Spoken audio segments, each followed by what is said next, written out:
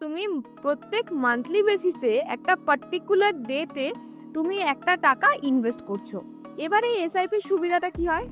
তো সাপোজ যখন তুমি ইনভেস্টমেন্ট করছো তখন তুমি কি করো, যখন তুমি লামসামে ইনভেস্ট করছো তখন অবভিয়াসলি তুমি মার্কেট কন্ডিশন ভালো করে চেক করো যে মার্কেট এখন নিচে আছে নাকি, মার্কেট উপরে গ্রোথ দিতে পারবে নাকি, কোম্পানির কন্ডিশন কিরকম আছে। তো সেই সব কিছু বেস করে তুমি ওয়ান টাইম যখন দেখো মার্কেট ভালো জায়গায় আছে, যে মার্কেট নিচে আছে, সেই টাইমে গিয়ে তুমি লামসামে ইনভেস্ট করো। কিন্তু যখন তুমি এসআইপি করছো, এসআইপির ক্ষেত্রে কি হচ্ছে, তুমি প্রত্যেক মাসের একটা পার্টিকুলার ডেটে তুমি গিয়ে ইনভেস্ট করছো। তো ধরো তুমি প্রত্যেক মাসে 5 তারিখে এসআইপি করছো কোনো একটা স্টকে, তো এই মাসের 5 তারিখে ধরো ওই স্টকের প্রাইসটা খুব বেশি আছে, তো স্বাভাবিকভাবে তুমি খুব বেশি প্রাইসে স্টকটা কিনবে। সেম ভাবে ধরো আগের মাসের 5 তারিখে যদি ওর প্রাইস ধরো অনেক নিচে ছিল, তুমি ওই জায়গায় গিয়ে কিনেছো।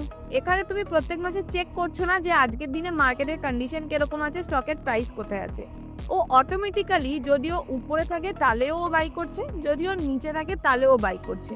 তো এখানে যখন তুমি এসআইপি থ্রুতে ইনভেস্ট করছো, মার্কেট উপরে যখন রয়েছে তখনও বাই করছো, যখন মার্কেট নিচে আছে ওখানেও তুমি বাই করছো। তো এখানে তোমার সাইকোলজিতে এটা চলছে না যে কোনো গ্রিড আসছে না, তুমি জানো প্রত্যেক মাসের এই রেটে অটোমেটিক্যালি ওখান থেকে তোমার টাকা কেটে নেবে।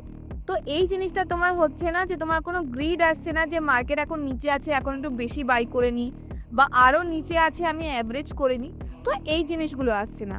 কোথাও না কোথাও তুমি কোনো রকম ইমোশনস না লাগিয়ে এখানে তুমি ইনভেস্টমেন্ট করে যেতে পারছো থ্রু এসআইপি।